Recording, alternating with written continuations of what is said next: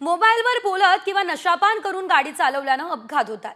हे टाळण्यासाठी ड्युटी संपल्यावर घरी जाऊन एकच्या जागी 2-3 चपटी घ्या, हा अजब सल्ला मंत्री भरत गोगावले यांनी एसटी चालकांना दिलाय।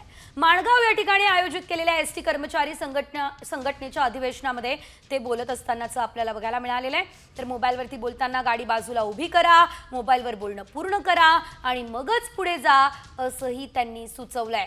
मात्र घरी जाऊन 2च्या जागी 3 चपटी घ्या असा सल्ला त्यांनी दिला। त्यामुळे आता या अजब सल्ल्यावरून वाद होण्याची शक्यता आहे।